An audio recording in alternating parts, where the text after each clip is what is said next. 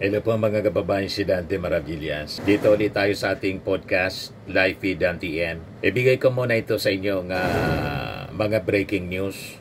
Yan o. 10 minutes ago pa lang breaking news, 3 of the assets of resigned Ako Bicol Party List Representative Saldico are no longer in the Philippines according to Civil Aviation Authority of the Philippines or CAAP. Ang sabi, itong dalawang Agosta Westland helicopters are currently in Kota Kinabalu, Malaysia, having flown there on August 20 and September 11 respectively, sabi po ng CAAP. Meanwhile, yung Gulfstream aircraft, yung eroplano po ni Saldico, has been in Singapore since August 16.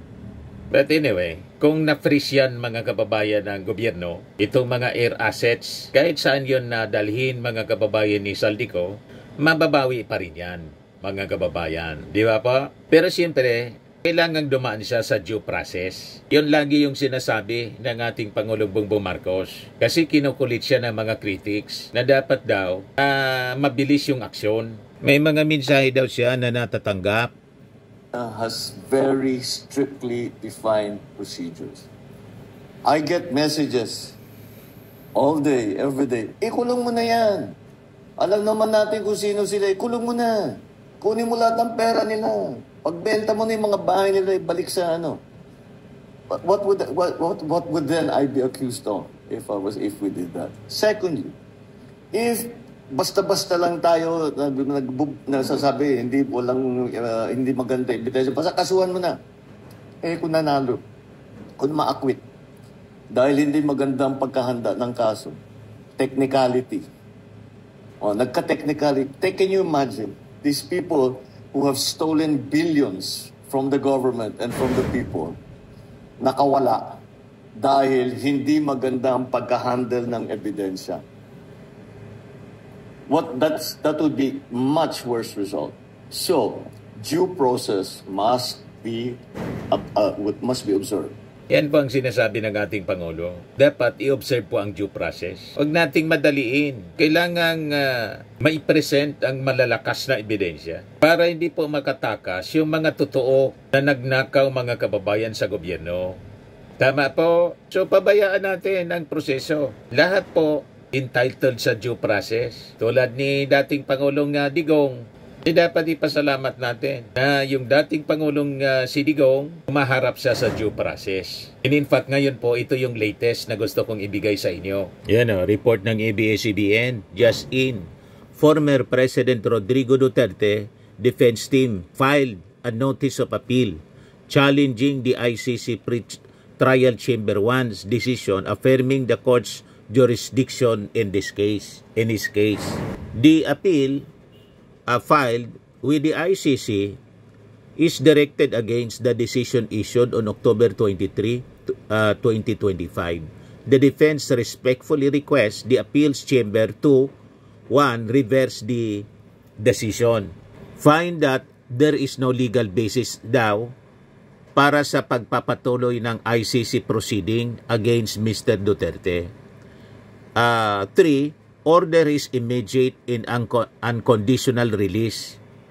Yan ang appeal ng abogado ni Digong. Di ba po? He is afforded due process mga kababayan. Kahit na yung mga naging victims po ng war on drugs, na-deny sila po ng tinatawag na due process. At dito naman po sa flood control scandal, yun ang sinasabi ng ating Pangulo. Yung mga sangkot dito, dapat bigyan ng due process natin. Hindi pwedeng madaliin po. Tama po. O ngayon, kahapon mga kababayan, pinablis na, sunod-sunod na pinablis yung mga salin ng mga senador. Nag-viral tuloy dahil sa pag-publish ni Chis Escudero ng kanyang salin na lumalabas siya po yung pinakang pobre. 18 million po. Mas mayaman pa si Risa Ontiveros po, mga kababayan, kay Chis Escudero pala. Tatlo na lang na mga senador hindi nag-file, nag-release ng kanilang salin, si Alan Peter Cayetano, Bato de la Rosa, saka si Amy Marcos. Ang pinakapobre, pinakang mahirap na senador, si Chis Escudero pala. 18 million. 840,000 83 ang kanyang net worth. Mayaman pa si Risa Ontiveros. 18,986,258 si Risa. Ang pinakang mayaman si Mark Villar, 1.2 billion. Sinundan ni Tulfo, 1 billion plus. Tapos pangatlo pala si Erwin Tulfo, 497 million, almost half billion. Si Migs, pang-apat, 431 million. Si Camille, pang-lima, 362 million. Si Ping Lacson, pang-anim, 244 million. Si Robin, 244 million plus din. Si Jinggoy, 221 million. Si Lito Lapid, 202 million. Si Tito Sen, 188 million. Si JB Ercito, 137 million. Si Pia Cayetano, 128 million. Si Win Gatchalian, 89 million. Si Bam Aquino, 86 million. Si Lorenz, 79 million. Si Rodante Marcoleta, 51 million. Si Joel Villanueva, 49 million lang. Si Bongo, 32 million daw yung yaman niya, yung net worth. Si Kiko, 26 million. Si Risa, 18 million. Pinakang pobre sa mga nag-release ng SALN. Si Chis Escudero. Naniwala kayo? Ang hindi ko paniwalaan po, yung yaman ni Erwin Tulfo, almost half billion. Bakit ganon kayaman na pala mga kababayan si Erwin Tulfo? Pati si yung kapatid niya. Talo pa yung negosyanteng si Win Gatchalian. Si Win Gatchalian na isang negosyante, matagal ng negosyante yung pamilya niya, 89 million lang. Lalo na si hindi ka panipaniwala. Mga kababayan si Chis Escudero. Kasi sa tagal na niya sa politika, pati yung kanyang pamilya, congressman, tapos senador. 18 million lang, mayaman pa si Risa Ontiveros. Tsaka, ang tanong ng mga netizens, paano nagawa na magregalo ni Chis Escudero kay Heart Evangelista ng singsing na ang halaga pumaabot sa 57 million? 1 million US dollar. Yan tuloy, nag-viral yung pagbigay na ng singsing kay Heart. Ito, sabi dito, SALN ni Chis, 18 million lang, pero ang regalong paray-baring kay Heart worth 57 million. Ano?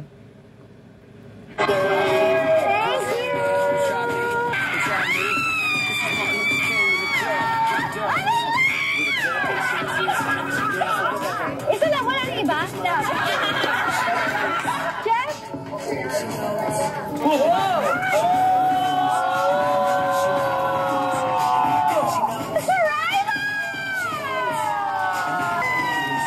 Diba, mga kababayan?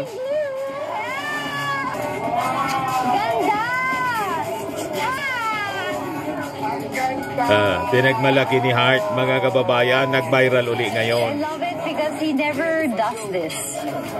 So it's really over and beyond surprising that he would give you something like that. And I always wanted.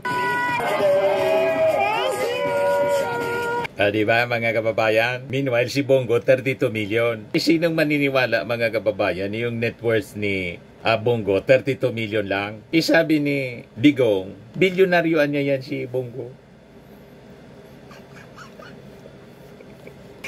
Nung panahon, mga kababayan, nasapan niya si Bongo. Sinabi na ni Digong na bilyonaryo. So sana punta yung bilyon. Mga kababayan ni Bongo, bakit ang dineclare lang niyang SALN 32 million? Ito. Sabi ni Digong, bilyonaryo itong si Bongo. Pinagmalaki pa niya. Pakinggan ninyo. Bongo intervenes in the 15 billion. Who gave you idea he can intervene? Where is his signature? Where is your statement? And where is your even a point of reference? Ito ba data? Ang dami na talaga tala sa akin. But no, but alam mo, hindi ako mag-ibang puro bilyonaryo to. Sa totoo lang. Punta kayo dapat, tanongin niyo kung sino yan. Bongo intervenes in the 15 billion, who gave you idea he can intervene? Bilyonaryo daw si Bongo. Where is your statement? And where is your even a point of reference? Ito mga data, ang dami na talaga sa akin. But look at, alam mo, hindi ako mag-ibang puro bilyonaryo to. Bilyonaryo na to, sa totoo lang niya. Nilaglag mga kababayan ni Digong si Bongo matagal na. O ngayon, bakit yung sali ni Bongo 32 million lang? Yan mismo sabi ni Digong, alam mo, hindi ako magyabang pero bilyonaryo to, referring to Bongo. Sa totoo lang, punta kayong Davao, tanungin ninyo kung sino yan. Sabi ni Digong. Kaya malabo itong report na nilabas sa SALN ni Bongo. Yan net worth, total assets less total liabilities. 32 million ang net worth niya. Kasi yung total assets niya, 44 million plus. Minus total liabilities 12 million, 32 million daw ang net worth ni Bongo. Yan report ng Sophie Radio DCWB. Nagsa-publiko na rin ng SALN si Bongo. Siya ang ika-20 senador na naglabas ng SALN. So lumalabas, pang-apat siya sa pinakang mahirap. Bongo, 32 million. Pangatlo sa pinakang mahirap, si Kiko, 26 million. Pangalawa sa pinakang mahirap, si Risa. Ang pinakang pobre po, si Chis Escudero. Pero nakapagregalo ng singsing kay Hart worth $1 million or 57 million pesos. Paano nangyari yun? Di ba po, mga kababayan, malaking lokohan ang nangyayari dito sa ating bansa. Mas na-surprise pa nga ako, mga kababayan, sa yaman ni mayaman na rin pala itong si Erwin Tulfo. Almost $500 million. Ibig sabihin, dineclare niya, ibig sabihin yan, hindi niya tinatago yung lahat ng mga naipon niya, naipundar niya. Dineclare siguro lahat. Whereas, kaduda mga kababayan, kaduda-duda, itong si Chis Escudero at saka si Bongo. Di ba ba? Mismong si Digong ang nagsabi, bilyonaryo si Bongo. Paano naging 32 million lang yung net worth niya? Di ba kaduda-duda, mga kababayan? Kaya iba-iba yung reaction dito po. Sabi ni Margie Abad Buenavista, entering politics makes a person a millionaire. Sabi ni Emmanuel Villaluz, calling mga well-offs or owners ng any spaces for billboards. Baka pwede 1 month na naka-billboard to. Sabi ni Reynald Medina, nagulat ako kay Cheese. Sabi ni Angel Rosales Latonio, remembering the time when Tulfo claimed he was middle class. Sabi ni Anilo Garvez, Aimee, Bato, in Alan, anong pizza na? Wala pa. Hindi pa naglalabas si Aimee, Bato at saka si Cayetano. Pinag-iisipan pa siguro. Ano ba niya talaga? Ilalabas na natin ito o kailangan pag-aralan muna natin? Baka niya mabuking tayo. Di ba? Sabi ni Charm Gonzales, si Rafi malakas sa YouTube at FB. Alam naman natin kung saan galing yung yaman ni Rafi Tulfo. Kaya nga po, kung mamigay po sa kanyang programa, matindi, 100,000, 200,000. Ganyan sa mamigay ng tulong. Kasi ang estimated income, mga kababayan, o revenue sa YouTube ni Rafi Tulfo, I think isa siya sa top, mga 25 million a month ang revenue niya sa YouTube. Sa YouTube pa lang yon. I-block time yung program niya, mga kababayan, sa radyo at telebisyon. Ang daming sponsors at mga advertisements. So yun ang kanyang hanap buhay na nagdadala sa kanya ng milyon-milyon na revenues. Kaya hindi po nakapagtataka, bilyonaryo na po si Rafi Tulfo. Parang si Wawa Wayne, si Willie Rebillame, naging bilyonaryo. Dahil dyan po, at si Erwin Tulfo, mga kababayan. Ganon din po, malakas din ang revenues sa YouTube before pa siyang pumasok bilang congressman at saka senador ngayon. Kaya hindi man tayo nagtataka kung bakit Almost half billion na rin ang kanyang net worth. Social media po ang madali magyaman ngayon. Other than flood control.